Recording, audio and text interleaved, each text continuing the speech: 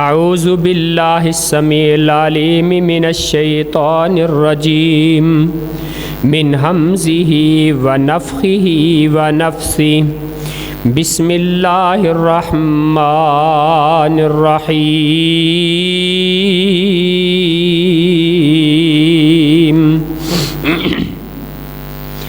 فَهَلْ يَنظُرُونَ إِلَّا السَّاعَةَ أَن تَأْتِيَهُم بَغْتَةً فَقَدْ جَاءَ أَشْرَاطُهَا فَأَنَّىٰ لَهُمْ إِذَا جَاءَتْهُمْ ذِكْرَاهُمْ صدق اللہ العظیم۔ ہر قسم کی تعریف، کبریائی، عظمت کے مقدس کلمات اللہ جل جلالہ کی پاکیزہ بابرکت ذات کے لیے۔ آج آواز بہت کم کی ہوئی ہے۔ درود و سلام، بس ٹھیک ہے، بیٹھ جائیں۔ پیغمبر کائنات، حبیب کبریا، پوری کائنات کے مرشد، پیشوا، رہنما، مقتدا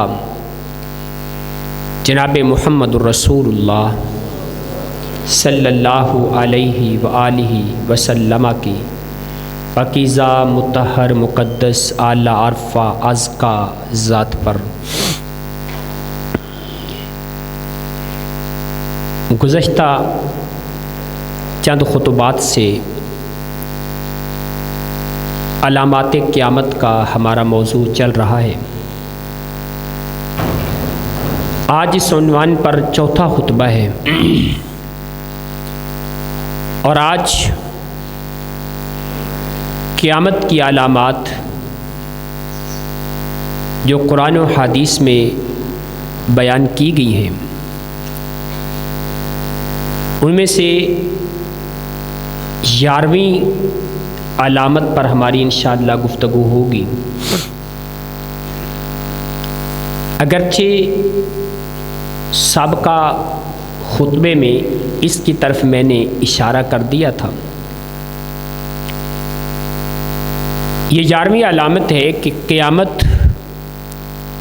کے نزدیک یا جو حالات قیامت سے پہلے پیدا ہوں گے، ان حالات میں سے ایک نشانی یہ بھی ہوگی کہ لوگوں کے دلوں سے ایمانداری نکل جائے گی۔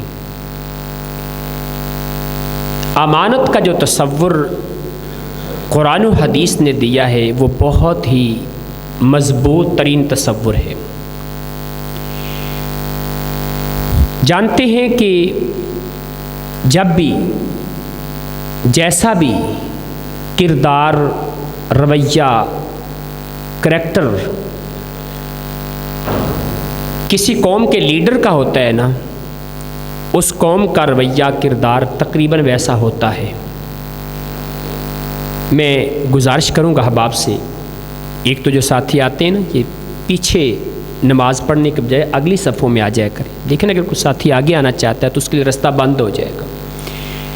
دوسری گزارش یہ کروں گا کہ جب خطبے کا ٹائم ہونے والا ہے اور آپ کو پتہ ہے کہ آپ نے نماز شروع کی اور خطبے کے ٹائم سے پہلے ختم نہیں ہوگی، تو پھر براہ مہربانی یہ ممبر کے سامنے تھوڑا سا رستہ آپ چھوڑ دیا کریں، یہاں پہ نماز شروع نہ کیا کریں۔ اللہ تعالیٰ آپ کو عزتوں سے نوازے۔ شوق ہے، آپ کی محبت ہے، آپ یہاں آتے ہیں، لیکن بسا اوقات پھر گزرنے والے کے لیے پریشانی ہوتی ہے۔ نبی مکرم صلی اللہ علیہ وسلم کا امانت داری کے بارے میں، جب رات ہجرت کی تھی، مکہ کے دشمن کافر تلواریں لے کے آپ کے گھر کا گھراؤ کر کے کھڑے ہیں، آپ کے خون کے پیاسے ہیں، مشورہ اور ارادہ کر کے آئے ہیں کہ نعوذ باللہ من ذالک، آج آپ کا کام ختم کر دیا جائے گا۔ لیکن ان حالات میں بھی سید کائنات نے، امام الرسول نے یہ نہیں سوچا کہ ان کی امانتیں تو میرے پاس ہیں، تھیلے میں ڈالو، اپنے باقی سامان کے ساتھ چلو لے کے چلتا ہوں، یہ تو میرے دشمن ہوئے پڑے، لیکن اللہ کے پیغمبر صلی اللہ علیہ وسلم نے اپنے پیارے چچا کے بیٹے جناب علی رضی اللہ تعالیٰ عنہ جو مومن ہیں، مسلمان ہیں، عمر بھی تھوڑی ہے، ابھی عمر بھی کوئی بہت زیادہ نہیں ہے، ان کی جان کو خطرے میں ڈالا، اپنی چارپائی پہ لٹایا اور امانتیں ان کے سپرد کر دیں۔ کہا کہ یہ امانتیں دن کے اجالے میں ان کے حقداروں کو ادا کر کے تم میرے پیچھے مدینے آ جانا۔ امانت کا خیال کیا ہے۔ اور رسول اللہ صلی اللہ علیہ وسلم نے یہ بھی فرمایا لا ایمان لمن لا امانت لہ، جس انسان کے اندر امانت داری نہیں ہے نا، یاد رکھ لو وہ انسان ایمان سے خالی ہے۔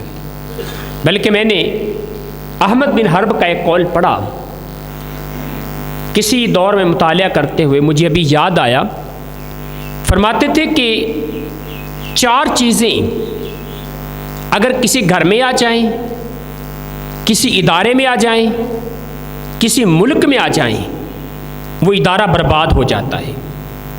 ان میں سے 2 چیزیں تو اس وقت مجھے یاد ہیں۔ ایک ان میں سے تھا خیانت، کہ جہاں سے امانت کا جنازہ نکل جائے خیانت آ جائے، اور دوسرا جہاں پر چغل خوری آ جائے۔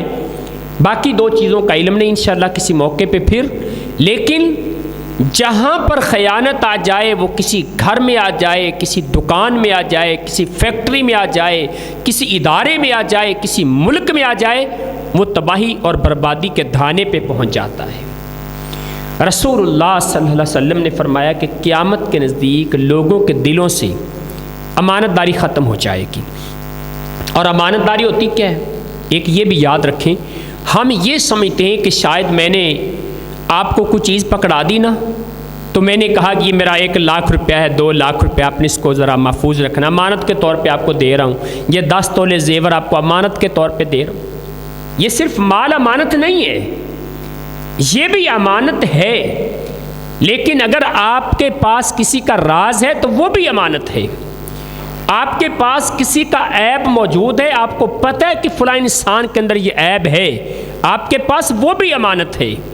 اگر آپ کو اللہ تعالیٰ نے عقل سے، فہم و فراست سے نوازا ہے تو یہ عقل بھی آپ کے پاس امانت ہے۔ آپ کے پاس دین کلمے کی توفیق مل گئی، یہ بھی امانت ہے آپ کے پاس۔ والدین کے پاس ان کے بچے امانت ہیں، کل قیامت کو اس امانت کا سوال ہوگا۔ اللہ نے جو نعمتیں عطا کی وہ بھی امانت کے طور پر عطا کی ہیں، حتیٰ کہ دنیا کے اندر بہت ساری چیزیں امانت کے دائرے میں آتی ہیں، لیکن جب انسان ان کا احترام کرنا، ان چیزوں کا خیال کرنا، ان کا حق ادا کرنا، اس چیز سے انسان پیچھے ہٹ جاتا ہے، اس کا خیال نہیں کرتا، وہ گویا کہ خائن شمار ہوتا ہے، وہ خیانت کرنے والا شمار ہوتا ہے۔ تو رسول اللہ صلی اللہ علیہ وسلم کے صحابی بیان کرتے ہیں، ابو ہریرہ رضی اللہ تعالیٰ عنہ کہتے بینما نحن عند رسول اللہ صلی اللہ علیہ وسلم جالس، بینما رسول اللہ صلی اللہ علیہ وسلم جالس فی مجلسہ یحدث القوم حدیثا۔ اللہ کے رسول ایک مرتبہ ہمارے پاس بیٹھے ہوئے تھے، ایک مجلس کے اندر آپ باتیں کر رہے تھے لوگوں کے ساتھ۔ اب رسول اللہ کی باتیں اللہ معاف فرمائے ہماری طرح کو گپ شپ کی ہوتی نہیں ہیں، ظاہر اصلاح کی باتیں ہیں، خیر و عافیت کی باتیں ہیں، دین کی باتیں ہیں، تربیت و تعلیم کی باتیں ہیں۔ تو فرمایا کہ اللہ کے رسول ہمارے ساتھ باتیں کر رہے تھے، اس جا رجل، اچانک ایک بندہ آ گیا، رسول اللہ کے پاس آیا، آ کے اس نے اللہ کے پیغمبر صلی اللہ علیہ وسلم سے سوال کیا، اللہ کے رسول یہ فرمائیے قیامت کب آئے گی؟ متی الساعہ، قیامت کب آئے گی؟ رسول اللہ صلی اللہ علیہ وسلم نے فرمایا اذا ضیعت الامانہ، جب امانت ضائع کر دی جائے گی اس وقت قیامت آ جائے گی۔ قال وکیف ذالک، اللہ کے رسول یہ کیسے ہوگا؟ یہ معاملہ کب آئے گا؟ کیسا محسوس ہوگا؟ فرمایا اذا وسد الامر الی غیر اہلہ فانتظر الساعہ۔ میرے صحابی سوال کرنے والے سنو، جب معاملہ کسی غیر اہل کے سپرد کر دیا جائے گا اس وقت سمجھ لینا کہ قیامت آنے والی ہے۔ فانتظر الساعہ، پھر قیامت کا انتظار کرنا۔ جب معاملہ حکم غیر اہل کے سپرد کر دیا جائے گا آج ہم دیکھتے ہیں ہمارے معاشرے کے اندر عہدے پہ بیٹھا کون ہوا ہے جس کو بیچارے کو پتہ ہی نہیں ہوتا، کام کرنے والا کون ہے جس کو اس کام کی الف سے بے کا نہیں پتہ۔ ہمارے حکمرانوں کی صورتحال دیکھ لیں، وزیروں کی صورتحال دیکھ لیں، وزیر زراعت اس کو لگایا جائے گا جس بیچارے نے کبھی کسی زمین کا چکر ہی نہیں لگایا، کبھی کچھ پتہ ہی نہیں زمین ہوتی کیا ہے، اس کو وزیر زراعت لگا دی جاتا ہے۔ وزیر دفاع جس بیچارے کا اپنا دفاع کمزور ہے وہ وزیر دفاع ہوتا ہے۔ تو جب وہ شیخو پوری صاحب رحمۃ اللہ علیہ کہا کرتے تھے ہر شاخ پہ الو بیٹھا ہے انجام گلستان کیا ہوگا، جب ہر شاخ پہ الو بٹھا دیا جائے پھر آپ یہ کہیں کہ گلشن اور چمن بھی آباد رہے، اس کے اندر اللہ کی طرف سے رونقیں اور بہاریں بھی رہیں، پھر رونقیں اور بہاریں نہیں آیا کرتی۔ تو آپ کے پاس جو ووٹ ہے نا، یہ ووٹ بھی آپ کے پاس امانت ہے۔ اور یاد رکھیں، بات آئی تو میں کرتا چلوں، ووٹ کیا ہوتا ہے اصل میں؟ انسان نے اپنی رائے دینی ہوتی ہے، اور یہ جمہوریت کا سارا نظام، یہ سارے کا سارا یہ بربادی کی بنیاد پہ کھڑا ہے۔ یہ نظام ہی غلط ہے کہ ایک جگہ پہ عقل مند، فہم و فراست والا، پڑھا لکھا، سمجھدار، صاحب بصیرت، کتاب و سنت کا علم رکھنے والا، صاحب تقوی، صاحب پاکیزگی، ایک طرف وہ انسان ہے اور ایک طرف پرلے درجے کا جاڈ اور جاہل اور نشئی اور شرابی کبابی انسان ہے، اور دونوں کے ووٹ کو برابر قرار دیا جاتا ہے۔ نظام ہی غلط ہے۔ یہاں پہ اگر میرے ووٹ کی وہی اہمیت ہے اور وہی اہمیت میری جماعت کے انتہائی بڑے عالم دین اور بزرگ کے ووٹ کی بھی وہی اہمیت ہے، تو یارو اس نظام پہ انسان کو لعنت بھیجنی چاہیے جس نظام نے دونوں کے مقام کو ہی ختم کر دیا۔ رسول اللہ صلی اللہ علیہ وسلم کا فرمان ہے انزل الناس منازلہم، لوگوں کو ان کے مرتبے مقام پہ رکھو، جس کا مقام زیادہ اس کے ووٹ کی اہمیت بھی تو زیادہ ہونی چاہیے نا۔ اور ہمارے جیسے جو نکمے لوگ ہیں ان کے ووٹ کی اہمیت الگ ہونی چاہیے۔ یہ بڑے بڑے علماء کے ساتھ تو نہیں ہو سکتی، صاحب بصیرت لوگوں کے ساتھ تو نہیں ہو سکتی، لیکن چلے پھر بھی اگر نظام بن گئے اور ہم اس نظام کے اندر بہتے چلے جا رہے ہیں تو خدا را رات کی تاریکیوں میں بیٹھ کے سوچئے گا، تنہائیوں میں بیٹھ کے سوچئے گا کہ جس بندے کو آپ ووٹ دینا چاہتے ہیں، نمبر ایک سوچیں کیا وہ انسان آپ کے ایمان کے لیے بہتر ہے؟ اور اگر ایمان کا فیصلہ کرنا ہو نا تو میں زیادہ سے زیادہ یہ کہہ سکتا ہوں، اگر آپ فوت ہو جائیں تو آپ کے نماز جنازہ پہ جنازے کی ایک بھی دعا پڑھ سکے گا؟ کبھی یہ سوچئے گا جس کو آپ ووٹ دینے لگے، اگر کبھی آپ کو واعظ و نصیحت کی ضرورت پڑ جائے تو کیا آپ کو اچھی نصیحت کر سکتا ہے کسی موقع پہ؟ اگر کبھی آپ کو تقوی کی ضرورت ہے تو آپ کو تقوی کے بارے میں کوئی ایک پوائنٹ بتا سکتا ہے وہ؟ کبھی سوچئے گا اس کو تنہائی میں بیٹھ کے۔ یہ پہلا ایک اس پہ غور و فکر کرنے کا پہلو ہوگا۔ دوسرا پہلو کیا ہوگا غور و فکر کرنے کا؟ دوسرا پہلو یہ ہے کہ جس کو میں ووٹ دینے لگا ہوں وہ میرے ساتھ مخلص کتنا ہے۔ اور اگر مخلص دیکھنا ہے نا تو ایمانداری سے یہ دیکھنا کہ جس سکول میں میرے بچے پڑھ رہے ہیں، کیا اس کے بچے اس سکول میں پڑھتے ہیں یا باہر کے کسی سکول میں پڑھتے ہیں؟ جس ہسپتال میں میں علاج کرواتا ہوں کیا وہاں سے علاج کرواتا ہے؟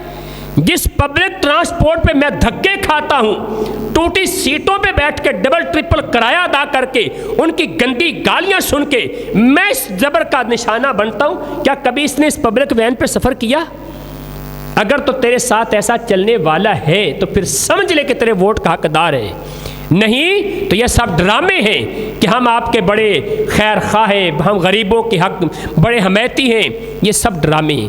اللہ اکبر۔ تو رسول اللہ نے فرمایا جب یہ حکمرانی کا معاملہ، اقتدار کا معاملہ، چیزوں کی سپرداری کا معاملہ غیر اہل لوگوں کے سپرد کر دیا جائے گا، اس وقت تم سمجھ لینا کہ قیامت آنے والی ہے۔ فانتظر الساعہ، پھر قیامت کا انتظار کرنا۔ حذیفہ بن یمان رضی اللہ تعالیٰ عنہ، ایک لمبی حدیث ہے، میں آپ کے سامنے اس کا کچھ خلاصہ بھی رکھتا ہوں۔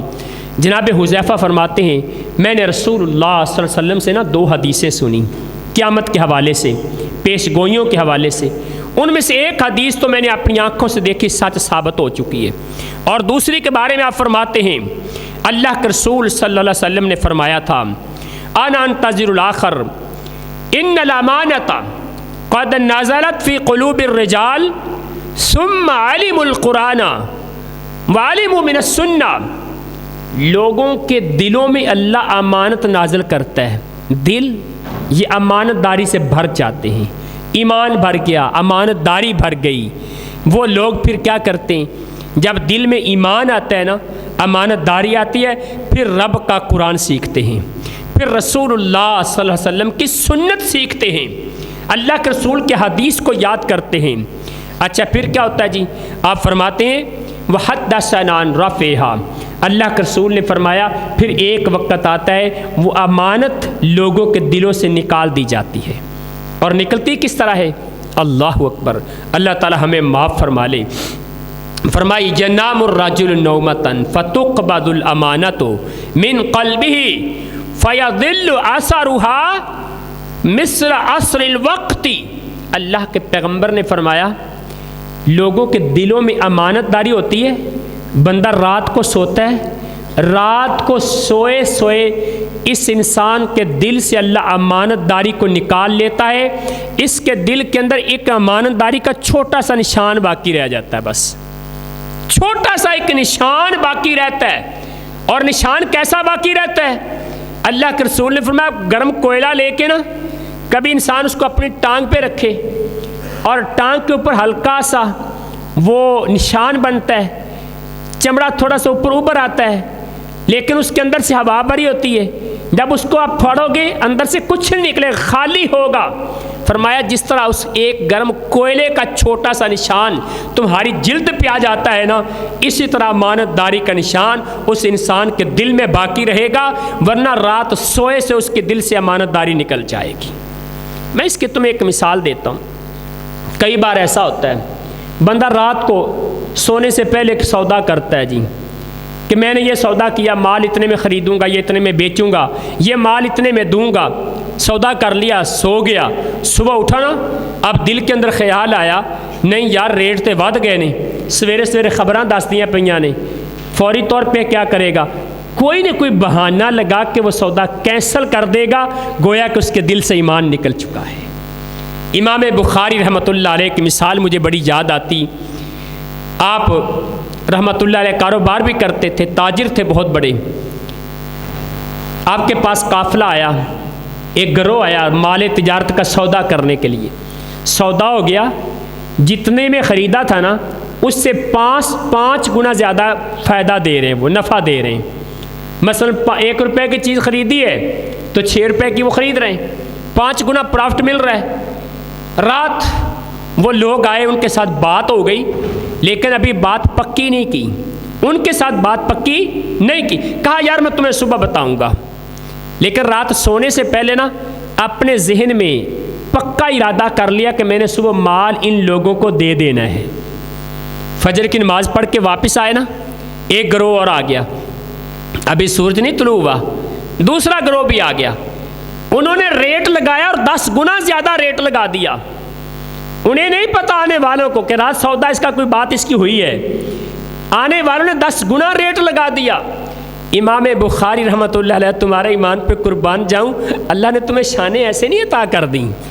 رب کچھ چیزیں دیکھتا ہے، اللہ اللہ کئی چیزوں کا امتحان لیتا ہے انسان سے کہ انسان کہاں پہ کھڑا ہے، کس کنارے پہ کھڑا ہے، کس منہج پہ کھڑا ہے، کس رستے پہ کھڑا ہے اور کس مفاد کا پجاری ہے. اللہ سب دیکھتا ہے. اللہ اکبر. امام بخاری رحمۃ اللہ علیہ کے پاس دوسرا گروہ آ گیا، 10 گنا زیادہ. اللہ اکبر.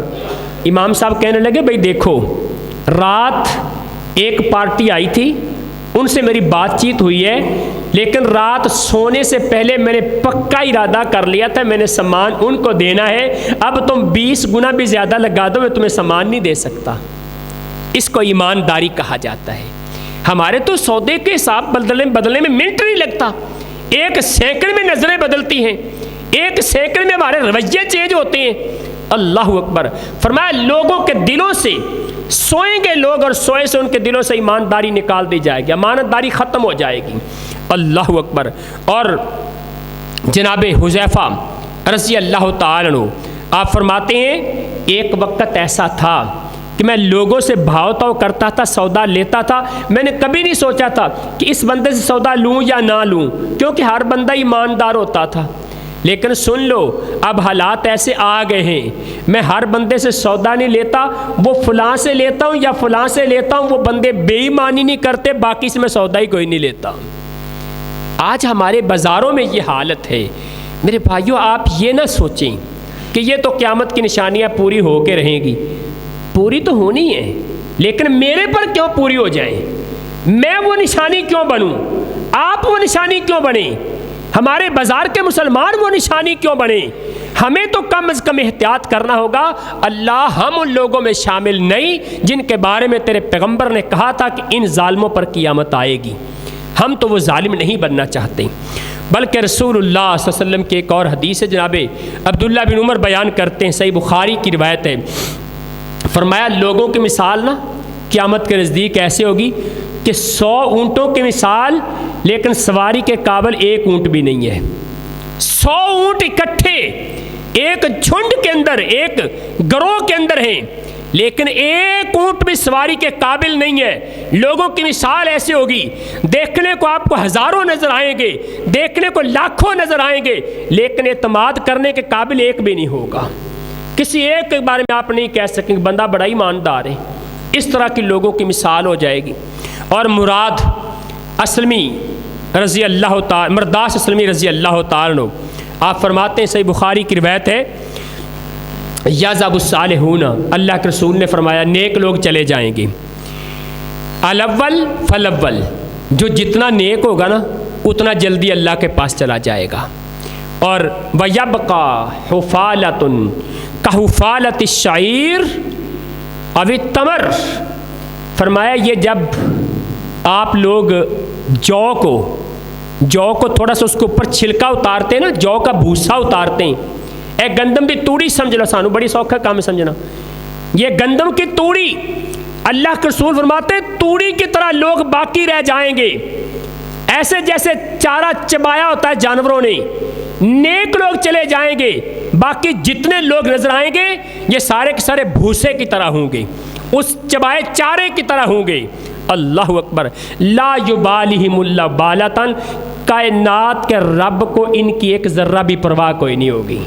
یہ روئیں، یہ پیٹیں، یہ مریں، ان کا خون بہے، یہ پکاریں، یہ دعائیں کریں، یہ گڑ گڑائیں، یہ سجدے کریں، یہ اللہ کے سامنے آرزوئیں پیش کریں، یہ دیگیں اتاریں، یہ صدقے خیرات کریں، یہ نیکی کے نعرے لگائیں، کائنات کے رب کو ان کی کوئی پرواہ نہیں ہوگی، کیونکہ ان کے دلوں سے ایمان نکل چکا ہوگا۔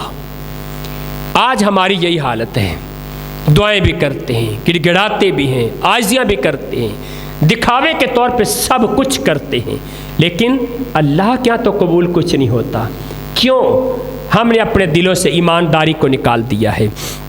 بھائیوں، آج دیکھیں گورنمنٹ، عدلیہ، عدالتیں ہماری، قانون سازی ادارے، سینٹ کے ممبران، جنرل اسمبلی، نیشنل اسمبلی، اور پھر جناب والا ہماری صوبائی اسمبلیز، ہمارے چھوٹے چھوٹے ادارے، آپ حجرہ شاہ مقیم کے اندر جو چھوٹے چھوٹے دفتر بنے ہوئے وہاں پہ جا کے دیکھ لیں، کہیں ایک دفتر کے اندر مجھے ایک ملازم ایسا دکھا دیں کہ آپ ہاتھ کھڑا کر کے کہیں کہ بندہ بڑا ایماندار ہے۔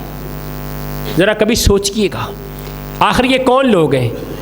یہ زمین سے تو پیدا نہیں ہوئے، آسمان سے تو نہیں گرے، امریکہ نے تو یہاں اٹھا کے پھینک نہیں دیے، برطانیہ نے تو ہمارے حوالے نہیں کیے، پھر یہ لوگ کہاں سے آئے ہیں؟ ہمارے اپنے بیٹے ہیں، ہمارے اپنے بھائی ہیں، ہمارے اپنے مسلمان معاشرے کے لوگ ہیں، کلمہ وہ بھی پڑھتے ہیں، اسلام کا دعویٰ وہ بھی کرتے ہیں، محفل میلاد وہ بھی مناتے ہیں، ایمان کے نعرے وہ بھی لگاتے ہیں، لیکن ان کے بارے میں ہم ایمانداری کا دعویٰ نہیں کر سکتے، اس لیے نہیں کیونکہ ہم خود بھی ایمان سے خالی ہیں۔ اللہ تعالی ہمیں ایسا ایمان عطا فرما دے۔ آگے چلتے ہیں، جناب جابر رضی اللہ تعالیٰ عنہ، ان کی ایک روایت ہے، اور یہ 12ویں علامت کہ جابر قسم کے حکمران آ جائیں گے، ظالم قسم کے حکمران آ جائیں گے۔ رسول اللہ صلی اللہ علیہ وسلم نے فرمایا، ابو ہریرہ رضی اللہ تعالیٰ عنہ سے آپ نے کہا تھا، ان طالت بکم حیات او شکتا ان ترا قوما यग़दून फ़ी सख़्तिल्लाह व यरूहून फ़ी लानतिल्लाह फ़ी ऐदीहिम मिस्लु अज़नाबिल बकर यज़रिबून बिहन्नास। अल्लाहु अकबर।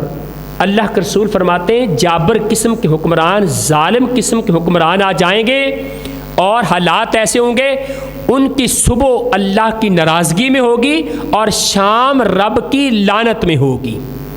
काम ऐसे होंगे, किरदार ऐसा होगा, सुबह को सोए हुए सारी रात बदमाशी करने वाले हुक्मरान सुबह को सोए हैं, अल्लाह इन पे नाराज़ है, शाम का टाइम है, काम ऐसे करते रब की तरफ से इन पे लानतें बरस रही हैं और उनके हाथों में गाय के दुम की तरह कोड़े होंगे लोगों पर जुल्म करने के, लोगों पर मारने के।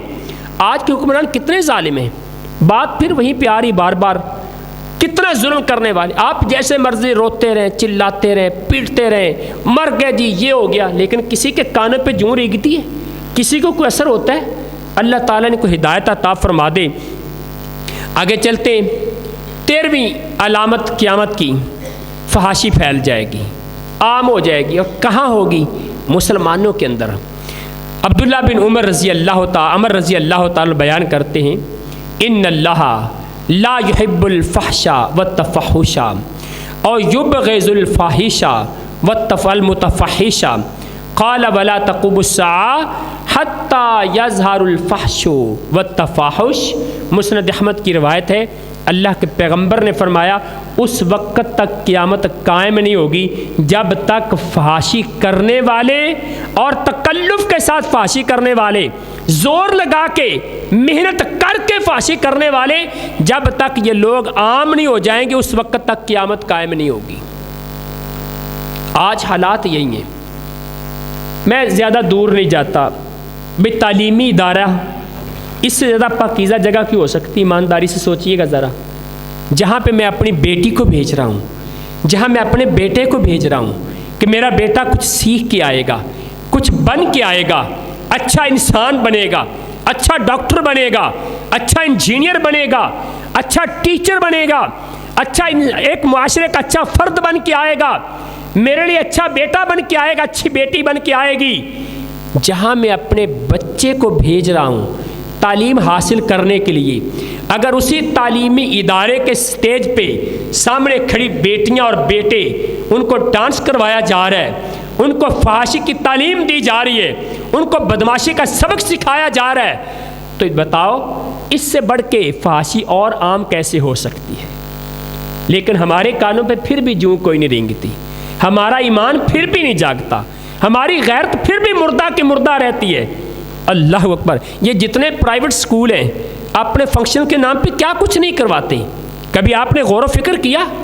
मुझे एक बंदा ऐसा हाथ खड़ा करके बता दे कि जिसने कभी आज तक बाइकआउट किया हो कि मैंने उनका बाइकआउट कर दिया, मैंने जाके उनसे लड़ाई की है, मैंने जाके मुतालबा रखा उनके सामने। क्या वो हमारे बच्चों के अखलाक का जनाजा नहीं निकाल रहे, हमारे बच्चों के अखलाक को नहीं बिगाड़ रहे, हमारी बेटियों और बेटों को टेबलों के नाम पे उनको फांसी और डांस नहीं सिखाया जा रहा?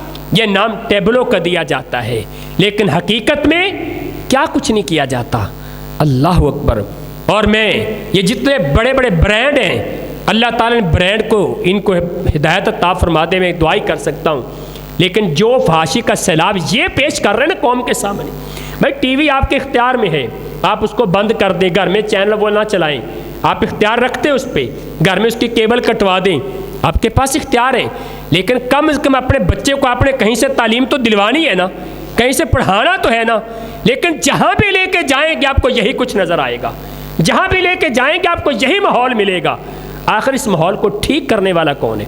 वहाँ बैठने वाला प्रिंसिपल वो भी हमारे इसी माशरे का है, पढ़ाने वाले असातिज़ा इसी माशरे के हैं, वहाँ पे काम करने वाले मुलाजिम इसी माशरे के हैं, पढ़ने वाले बेटे और बेटियाँ इसी माशरे के हैं। लेकिन ये फांसी का सैलाब फिर कहाँ से आ रहा है?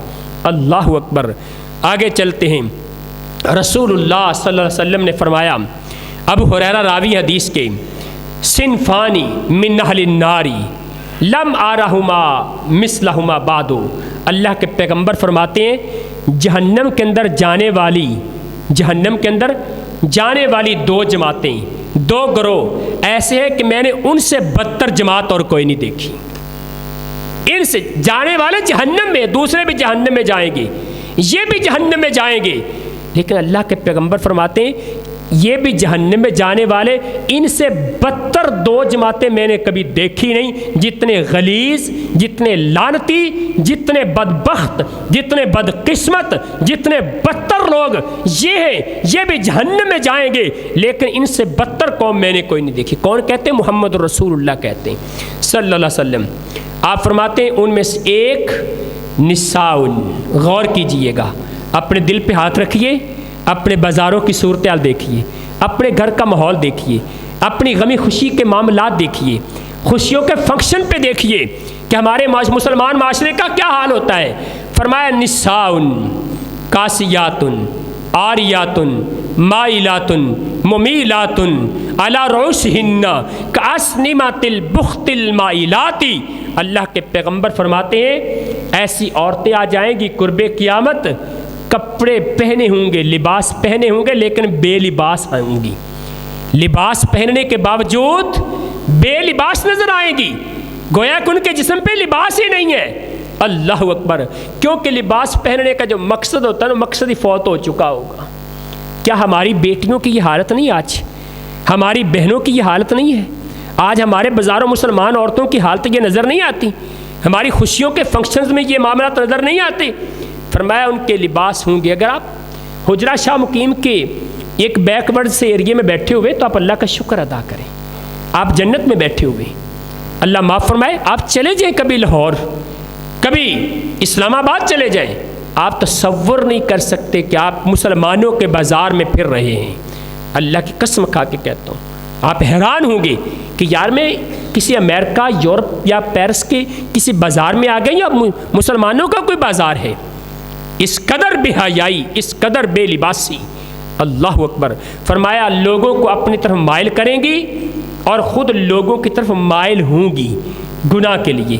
ان کی زبانوں پہ ہمیشہ تذکرے ہوں گے، کسی مرد کا، اس مرد کا، اس مرد کا، اور مردوں کی زبانوں پہ ان پہ تذکرے ہوں گے، اشارے کنائے چلیں گے. لیکن اللہ کے رسول نے فرمایا ان کی نشانی کیا ہوگی؟ ان کے سر پہ چوڑے اس طرح ہوں گے جس طرح بختی اونٹ کی کوہان ہوتی ہے. یا ہماری بہنیں، ہماری بیٹیاں جو گھروں میں جوڑے بنا پھرتی ہیں نا، یا بازار جاتے ہوئے، یہ بھی ذرا خیال کریں. اللہ کے رسول نے فرمایا ان کے سروں پہ جوڑے بختی اونٹ کی کوہان کی طرح کے ہوں گے. لیکن اگلے الفاظ پہ غور کرنا، لا یرین الجنہ انا للہ و انا الیہ راجعون. جنت نہیں دیکھیں گی. لا یرین الجنہ، یہ عورتیں جنت نہیں دیکھ سکیں گی. ولا یجدن ریحہا، میرے محبوب فرماتے ہیں، میرے پاکیزہ مرشد فرماتے ہیں جنت دیکھنا تو درکنار، جنت کی خوشبو بھی نہیں پائیں گی. اللہ کے رسول جنت کی خوشبو کتنی دور سے آئے گی؟ فرمایا 500 سال کی مسافت سے جنت کی خوشبو آنے لگ جائے گی. یہ بدبخت عورتیں جنت کی خوشبو بھی نہیں پائیں گی. میری بیٹیوں، میری بہنوں، کیا معاملہ ہے؟ اس دنیا کی 4 دن کی رنگینی، یہ 4 دن کی دنیا کی عیش و عشرت، بس یہ 4 دن کی یہ دیکھنا ایک دوسرے کو، بس یہ دنیا کے 4 دن کے معاملے.